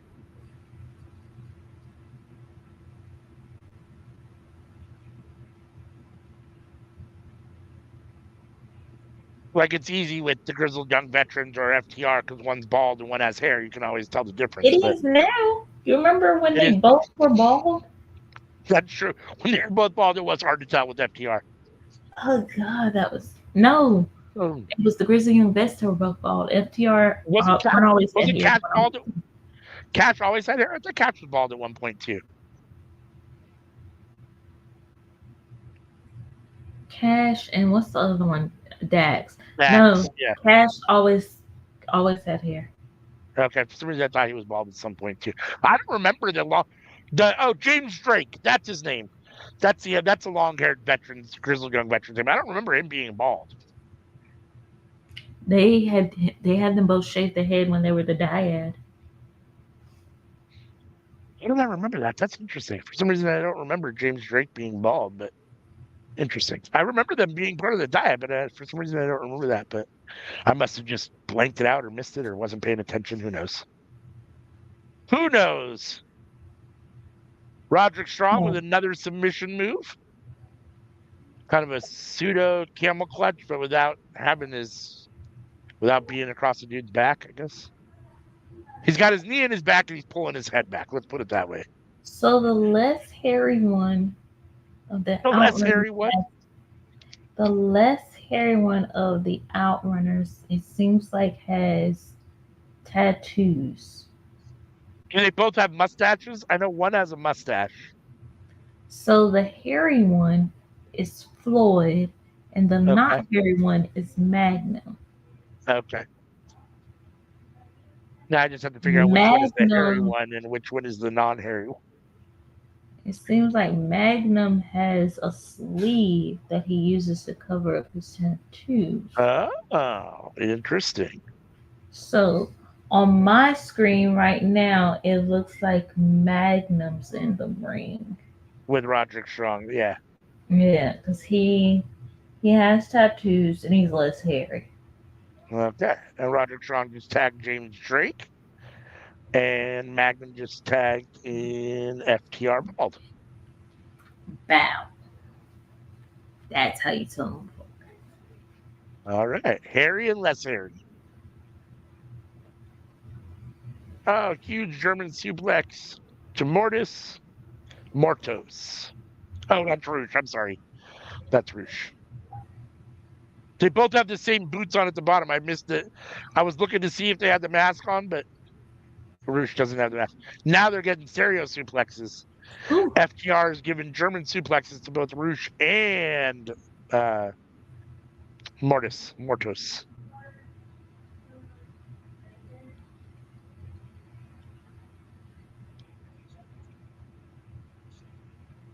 Yeah, I'm all here for FYI or FTR versus GYV. I want GYV to go against Young Bucks. I don't know Yeah, if that's ever happened before. One and two, that would be ridiculous. yeah. Their Is that styles are Hook? so different. Up, up, up. We're gonna hold Hook, on. We're all gonna go. Hook and Roderick Strong fighting up the ramp. Roosh and FTR Bald in the middle of the ring, exchanging strikes on my right now on my TV.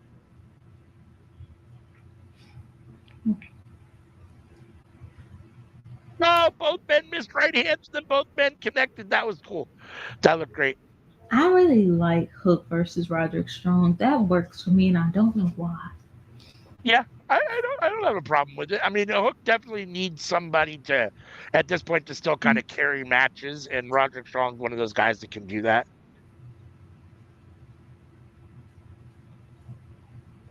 Oh, Mortos over the top with the big splash on everybody, and then Come on, Roosh.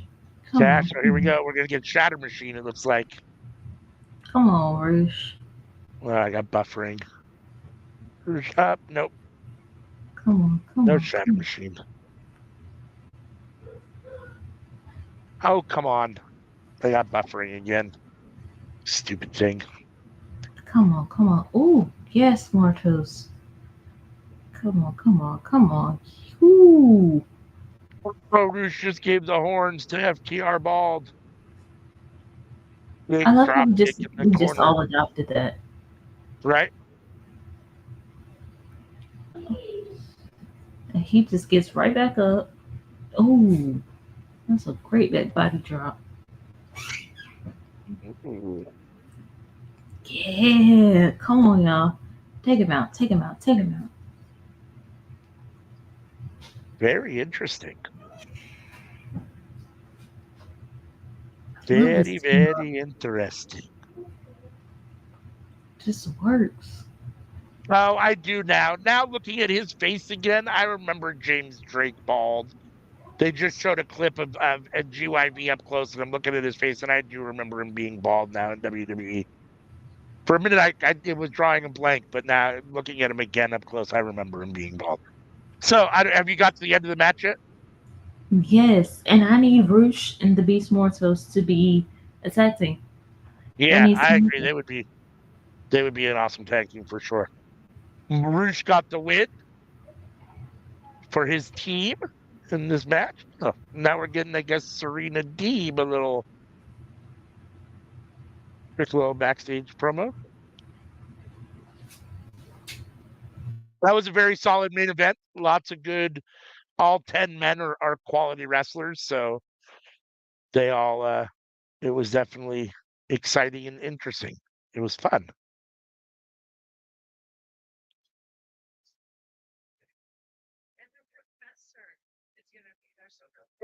Did she just say Brit? Yeah, Britt Baker's coming back No, I next know week. that. I wasn't. I didn't necessarily expect to hear Serena Deeb cutting a promo on Britt Baker.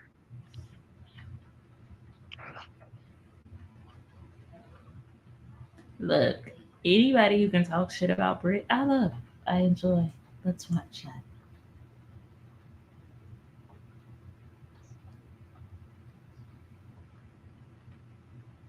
It does appear that that is the end of this episode of Collision, Why are which we in brings. so early? We still have talking going on. Oh, here's Nigel McGuinness. So I guess we're not over technically yet. Oh yeah, we have Nigel cutting a promo on Days. Yes, on Danielson. The American Coward. He called him. He is if he doesn't face Nigel. I want to know if Nigel only has one match. I'm not necessarily the biggest Nigel McGuinness fan. I like Nigel, don't get me wrong. I'm more here just for the match because of the history around it. But I wonder if Nigel's able to hang out and have more than just one match, or if it's literally going to be Danielson and that's it. Nigel has said that he has been able to wrestle like this whole time. He just wasn't able to make a living from wrestling. Okay, interesting. That shirt's great. Brian fears Nigel. I want that shirt. Right? What exactly does that now what does that mean? I couldn't make a living from it. Was the implication that no one would give him a big enough contract? Because there are people out there making more than a fine living off of wrestling if you're a main event guy. And for all intents and purposes, not he means he couldn't make a check off of wrestling to support his family. In addition, which is unfortunate because Nigel's super talented. I mean, I'm not sure why he wouldn't be able to do that. Mirror.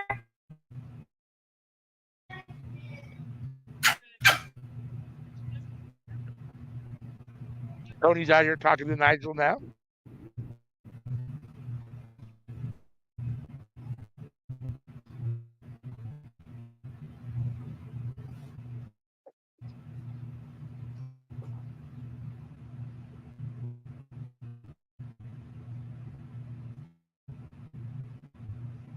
If I'm Tony, I'm like, I'm not interviewing anybody for a while.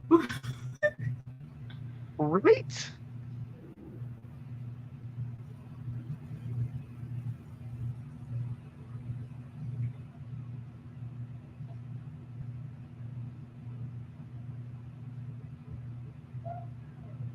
It's interesting because in general, we don't age all that great Caucasians, but Tony has done a good job and spent a lot of money to keep himself looking very youthful. I don't think he's spent a lot of money. Well, he spent money on hair dye at minimum, or he spends money on getting his hair dyed at minimum, because you can't tell me at 60 you don't have gray hair now. I know plenty of 6-year-olds who don't have gray hair. I know some 90-year-olds who don't have gray hair.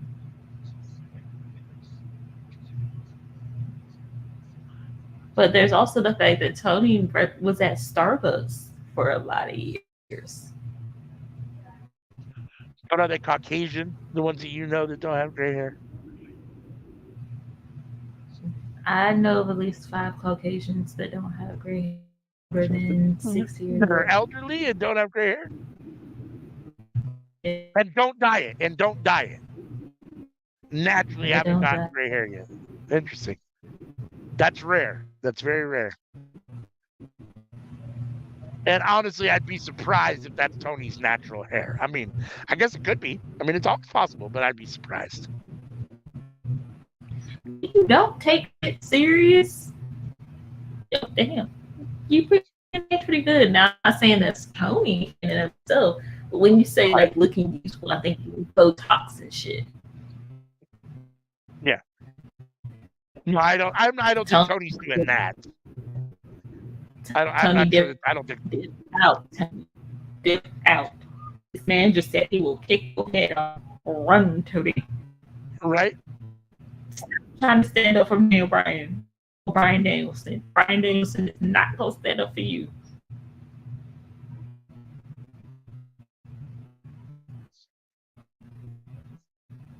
Nigel told Tony, you don't tip it twice. Like, I will hurt you. I will hurt you. Nigel's still talking. Now he's in the ring talking.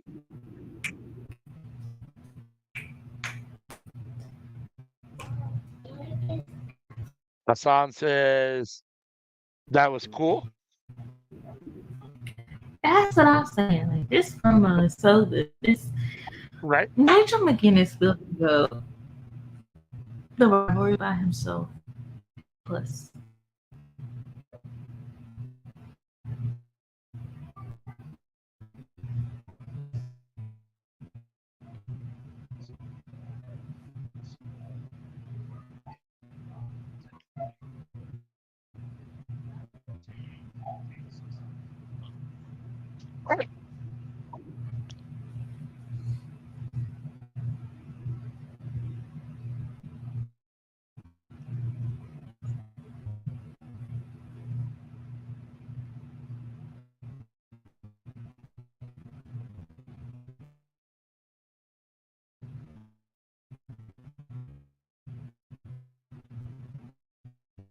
Nigel's Nigel is feeling himself at the moment.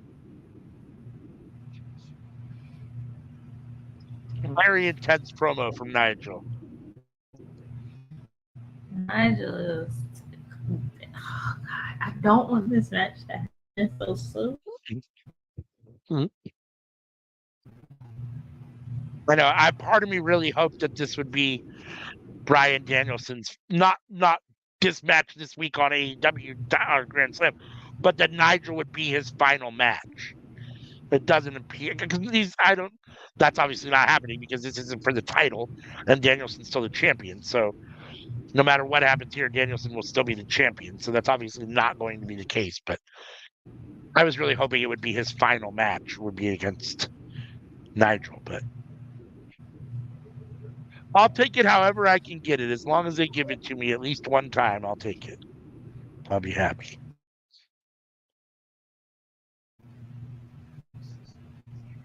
But you might get your wish. I mean, if indeed they're going to stick to this idea that Danielson can't do it, maybe they're not going to end up having the match at um, Grand Slam next week, and then it will get pushed off. Maybe Danielson It won't show up. shouldn't Nigel be will. a week. It needs to be. You need everybody's getting a shot before I do. I don't even want the championship. I just want to beat you, Brian. Like that's all I need. Nigel doesn't need the belt. Neither does Yeah. Brian. I just need Nigel to finally beat Brian Danielson on a big stage. Yep. I agree. Or it'll be at a Ring of Honor show. Yeah. That'd be kind of cool. That would be kind of cool, just for nostalgia and for bringing it all full circle. That would be kind of cool. All right, Collision is done. Solid episode of Collision. Extremely happy to have CM back here with us at Workhorse Wrestling Network. Thank you for joining.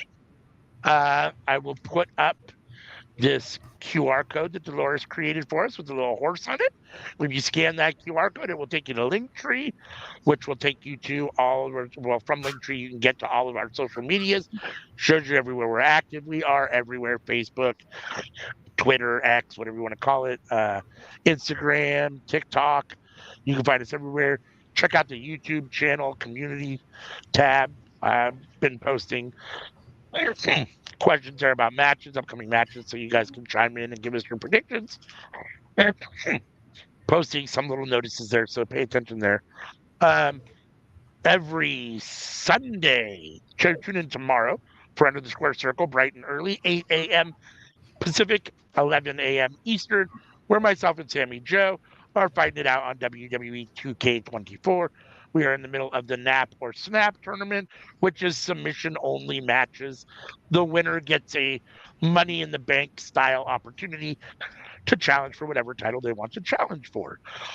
Tune in Tuesday nights for the cookout where we're live. We all come together to talk about what's cooking up in the world of professional wrestling, as Sammy Joe likes to put it. 7:30 p.m. Pacific, 10:30 Eastern.